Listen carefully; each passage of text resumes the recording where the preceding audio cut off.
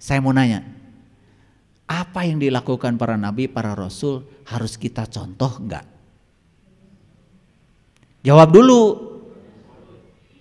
Apa yang dilakukan nabi dan rasul teladan bukan? Teladan. Apa yang dilakukan nabi dan rasul baik apa tidak? Oh, mereka mah orang hebat. Al-Amin disebutnya juga bisa dipercaya. Jadi apa yang dilakukan para nabi dan para rasul itu contoh bagi kita. Dan tidak mungkin Allah mengutus para nabi dan para rasul melakukan sesuatu yang tidak mungkin bisa dicontoh. Setuju nggak? Setuju nggak? Kalau setuju, saya sekarang mau nanya berikutnya. Nabi Muhammad mi'raj dulu, sholat dulu. Contoh bukan? Kalian? Cenah kudu dicontoh. Nabi Muhammad 15 tahun di Gua Hira. Sampai ketemu Iqra bismi rabbikal ladzi khalaq allazi 'allama bil qalam 'allamal insan malam ya'lam. Sampai diajarkan dengan penanya Allah tentang apa yang beliau tidak tahu. Contoh bukan itu? Kapan kalian masuk ke Gua Hira? Siap nggak 15 tahun? Kalian tuh kalau ngomong ngasal, bohong. Katanya tadi semua yang dilakukan harus dicontoh. Betul? Kalian tuh cuma memperingati saja. Jadi pengamat saja, tidak jadi pelaku. Tidak learning to be, hanya learning to know. Tidak mencontoh, hanya menceritakan apa yang terjadi di masa lalu. Dapatnya cuma cerita, tidak dapat pengalaman apa-apa. Nanti kalau kalian datang ke rumah saya akan jelaskan bagaimana enaknya marangi jengkol buatan istri saya. Mau datang ke rumah? Mau datang ke rumah? Saya akan jelaskan enaknya marangi jengkol buatan istri saya. Mau? Mau? Kenapa enggak? Oh, tadi katanya mau. Saya jelaskan saja. Enak aja. Enggak saya kasih. Dijelaskan saja. Mau? Nah, giliran marangi jengkol di rumah saya dijelaskan saja, enggak mau, pengen makan. Giliran Allah mau saya jelaskan aja, mau. Giliran malaikat saya jelaskan saja, mau.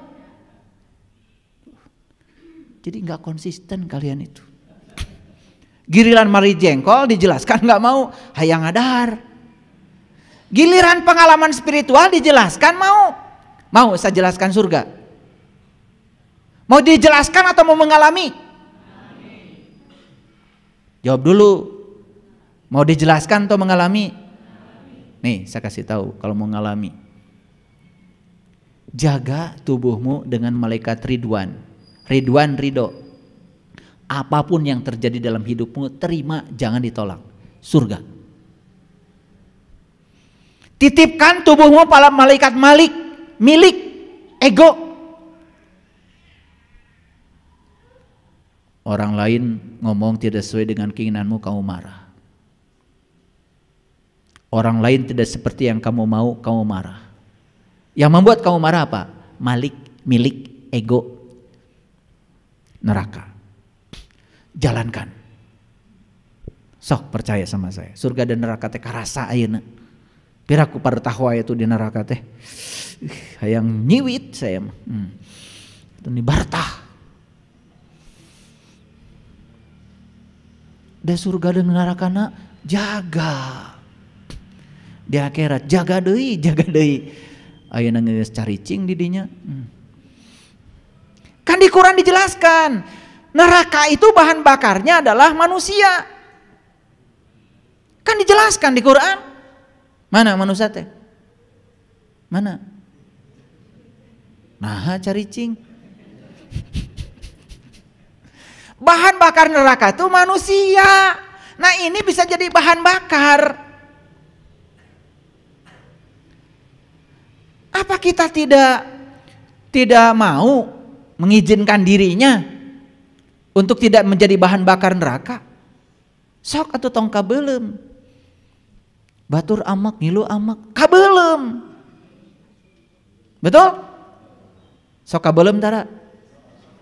Gara rosong kieu.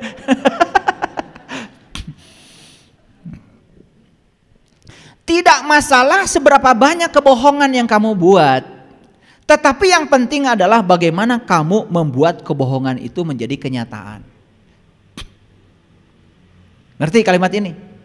Tidak masalah seberapa banyak kebohongan yang kamu buat. Tetapi yang penting adalah bagaimana kamu membuat kebohongan itu menjadi kenyataan. Pertanyaan, bisa nggak kebohongan bisa menjadi kenyataan? Mual bisa. Da ngarang bohong mah. Raresep tapi. Jadi tidak peduli berapa banyak kamu punya kebohongan, nggak peduli. Yang paling penting bagaimana kebohongan menjadi kenyataan. Jaga teh, jaga. Maraneh teh bakal asup padang mahsyar. Di padang mahsyar mah panon poe teh nyorot deket teu panas. Ari akang ira ti ditu teuing urang ecan ka ditu.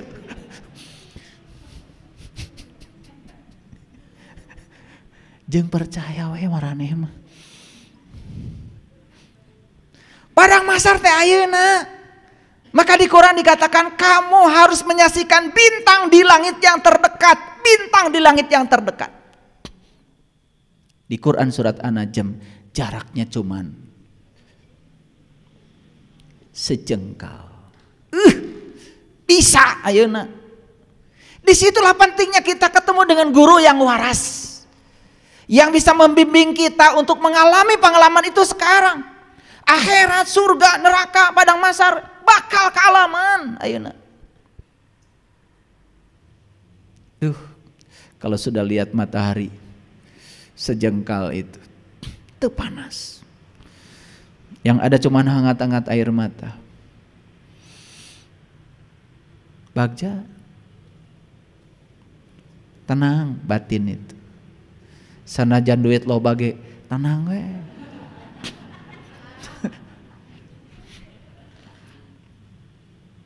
Ulangi, tidak masalah seberapa banyak kebohongan yang kamu buat. Tetapi yang penting gimana caranya supaya kebohonganmu itu jadi kenyataan. Sok nyieun bohong saloba-lobana tapi sing nyata. Teu naon. Asal bisa nyieun bohong anu nyata. Teu naon sok dihalalkeun lah ku saya. Saya yang nanggung dosana. Khusus kebohongan yang ini. Maaf ya. Saya terpaksa harus bicara begini. Sugan kahartieun. Sebuah kebohongan mungkin menjaga saat ini, tetapi tidak memiliki masa depan. Kebohongan itu mungkin kelihatan baik-baik saja saat ini, menjaga saat ini, tapi kebohongan tidak pernah punya masa depan. Nih, camkan. Jangan biarkan masa depanmu dalam ketidakpastian karena kebohongan hari ini. Mungkin menjaga hari ini, tetapi kebohongan tidak punya masa depan. Kebohongan hanya akan menyelamatkanmu untuk sementara, tapi menghancurkanmu selamanya. Jadi supaya tidak bisa dibohongi, gimana caranya? Tahu? Tahu? Sudah tahu caranya?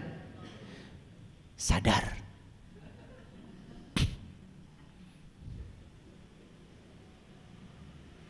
Jadi lamun orang katipu keneh ku batur tong amak. Lain salah nu nipu. Salah maneh. Tolol. Bodoh. Teu sadar. Jadi lamun jaga teh begitu geuningan eueuh nu dijanjikeun teh. Nu ngabarohongna ge eueuh keur bingung maneh oge. Ngerti maksud saya? Kalabur tah. Makanya saya cuma berani mengatakan silakan kalian berbohong. Khusus bohong yang ini saya berani menanggung dosanya. Keun we saya mah teu naon, dirau kabeh dosana. Asal bohongmu jadi kenyataan. Sok sing bisa we.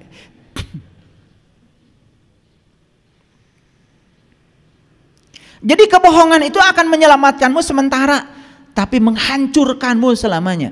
Jadi jangan biarkan masa depanmu dalam keadaan ketidakpastian. Jadi kalau ditanya sama saya, nanti kalau mati kamu selamat apa celaka? Wallahu alam. Kamu nanti kalau nyawa di kerongkongan melihat apa buta? Wallahu alam. Teu bisa kitu hirup mah. Kudu ti ayeuna. Yang menentukan masa depanmu adalah apa yang kau lakukan hari ini. Hari ini kau melakukan apa? Pastikan dari sekarang. Nanti kalau nyawa di kerongkongan, saya akan melihat.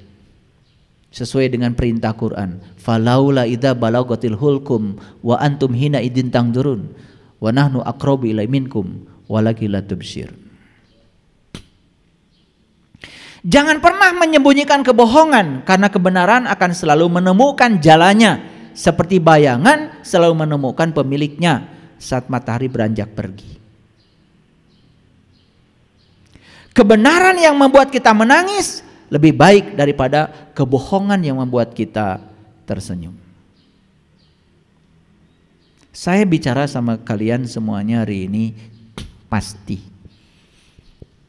Yuk kita sekarang lupa berbohong. Sekalipun hari ini masih jadi pembohong, kita tidak akan disebut pembohong. Karena sudah lupa berbohong. Dari tadi saya ngomong kalian ngerti enggak? Lupa berbohong prakteknya gimana? Rek maca bismillah teh mikir heula. Sieun bohong. Mun geus sanggup, Gusti, abdi bade ngawakilan Gusti ngadugikeun Rahman jeung Rahimna Gusti.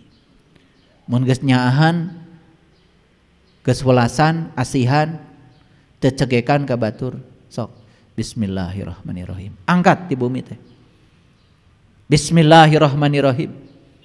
Atas nama Allah yang Maha Pengasih dan Maha Penyayang, jangan sampai ada orang yang berkurang kebahagiaannya bertemu denganku ya Allah. Aku akan menyampaikan cinta kasih-Mu tanpa pilih kasih. Wani gitu. Can wani entong. Saya pernah pada situasi di mana saya tidak berani mengucapkan kalimat itu. Begitu saya baca hadis kullu amrin zibalin la yubdahu fi basmalah fahuwa aqta. Setiap pekerjaan yang tidak dimulai dengan atas nama Allah putus tidak menjadi amal. Saya pernah pada situasi itu. Makanya kalau kita mengerti kedalaman isi Al-Quran, tidak sembarang kita mengatakan doa. Kalian kan baca doa aja, Allahumma Rabbana la tuzigh qulubana ba'da idh hadaitana wa hab lana min ladunka rahmatan innaka antal wahhab. Suka baca doa itu? Suka? Ngerti? Keur saha? Keur maraneh gitu? Baca tuh esina. Allahumma Rabbana, ya Allah Tuhanku, la tuzigh qulubana, jangan pesongkan lagi kolbu kami. Ba'da idh hadaitana, setelah kolbu ini mendapatkan petunjuk. Iraha maneh kolbuna menang petunjuk. Iraha. Da urang masa robana dibaca we asa nu urang. Suka baca doa itu? Suka. Kalian kan ngumpulin robana terus tiap hari. Itu doa hanya untuk orang yang kolbunya sudah terbuka, sudah mendapatkan petunjuk dan tidak mau lagi tersesat, tidak mau pesong lagi. Allahumma Rabbana la tuzigh qulubana ba'da idh hadaitana wa hab lana min ladunka rahmatan innaka antal wahhab. Ya Allah, jangan kau tutup lagi kolbuku yang sudah terbuka. Jangan pernah kau tutup lagi tirai yang sudah terbuka ini. Izinkan aku untuk selalu menatap kemuliaan wajah-Mu ya Allah. Itu doanya diucapkan untuk mereka yang sudah terang benderang kolbunya. Itu yang dikatakan Rabi'ah Adawiyah. Ya Allah, jika aku ibadah kepadamu karena mengharapkan surga dari-Mu, berikan saja surga itu kepada mereka yang menginginkannya. Dan jika aku ibadah kepadamu karena aku takut neraka-Mu, masukkan aku ke dalam neraka-Mu ya Allah, bangkakan. Biarkan hanya tubuhku saja ada di neraka itu. Tapi satu permintaanku ya Allah, jangan pernah kau halangi agar aku selalu menatap kemuliaan wajah-Mu ya Allah.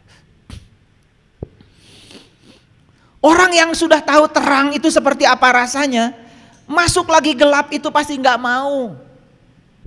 Tapi orang yang sekarang berada di kegelapan, betah di kegelapan, belum tahu terang, dia juga betah di kegelapan. Jujur saya kasih tahu kalian, ada yang pernah hidup tanpa listrik? Acungkan tangan. Ada yang pernah hidup di zaman tanpa listrik? Ada? Yes. Di mana? Gorontalo. Sama dengan saya. Saya kalau subuh itu ya, bangun tidur itu ini udah penuh dengan jelaga. Ya itu pakai cempor itu. Ini ada sahabat kita dari Gorontalo. Begitu saya tahu listrik, saya nggak mau lagi tanpa listrik. Sekarang kalian sudah terasa kalau listrik mati sejam, seperti apa rasanya? Itulah pentingnya doa yang tadi, Allahumma rabbana la tuzigh qulubana ba'da idh hadaitana wa hab lana min ladunka rahmatan innaka antal wahhab. Jangan ya Allah, jangan pesongkan lagi kalbu kami. Setelah Engkau menunjukkan diri dalam kalbu kami, setelah Engkau menampakkan diri dalam kalbu kami, setelah Engkau membukakan tirai yang menutupi kalbu kami ya Allah, izinkan aku untuk selalu menatap kemuliaan wajah-Mu ya Allah. Kalian cuma baca satu doa itu saja kalian menangis. Kalian baca doa itu gak ngerti karena orang lain baca doa itu. Dan kalian tidak berhak membaca doa itu kalau masih tertutup kalbunya sampai hari ini. Kan ba'da idh hadaitana, setelah engkau mendapatkan petunjuk, baca. Makanya di Quran surat Asy-Syaff, ini Asy-Syaff surat ke-61, Shaf itu barisan. Quran surat Asy-Syaff itu mendidik kita supaya kita berada di barisan terdepan di hadapan Tuhan. Shaf itu menjadi Shaf menjadi sufi. Makanya para sufi itu adalah orang-orang yang sudah berada di barisan terdepan di hadapan Tuhan. Kenapa? Sudah terbuka mata kalbunya, bisa menatap kemuliaan wajahnya. Maka di Quran surat Asy-Syaff ayat 2 dan 3 ini Allah mengatakan, ya ayyuhallazina amanu lima taquluna ma la taf'alun. Hai orang-orang yang beriman, jangan kamu mengatakan sesuatu yang kamu tidak kerjakan. Jangan kamu mengatakan sesuatu yang kamu tidak mengalaminya. Jangan kamu mengatakan sesuatu yang kamu tidak merasakannya. Jangan. Ini yang diperingatkan orang beriman. Dan siapa orang beriman? Orang beriman itu orang yang sudah mengalami, yang sudah merasakan, yang sudah membuktikan, yang sudah tasdikun bil qalbi wa ikrarun bil lisan wal amalun bil arkan. Sudah mengalami pembenaran oleh kalbunya. Sudah mengalami, bukan cerita. Makanya orang beriman diperingatkan, awas ya, kamu jangan mengatakan sesuatu yang kamu tidak melakukannya, tidak mengalaminya, tidak merasakannya. Kamu tidak berhak. Dan lucunya sekarang banyak sekali orang yang mengaku dirinya beriman, mengaku tidak mengalami, tidak merasakan, ujug-ujug nasihatin orang sesuatu yang dia sendiri tidak mengalaminya. Lucu sekali. Kenapa tadi saya mengatakan bahwa pertanyaan munkar nakir itu di sini? Karena saya tidak berani mengajarkan di dalam kuburan yang itu. Lan sayanya kan belum ke sana. Apa saya harus memaksakan gitu? Kalian harus percaya. Saya aja tidak tahu. Saya hanya tahu pertanyaan di dalam kubur di sini. Karena saya sudah menanyakannya. Siapa Allahku, siapa Rasulku? Di sini. Makanya keluarlah sidik amanah fatonah balago. Ternyata Allah dan Rasulnya manunggal dalam diri kita. Dan itu adalah sumber syafaat kita hari ini di sini sekarang. Kalau selamat dunia, selamat akhiratnya.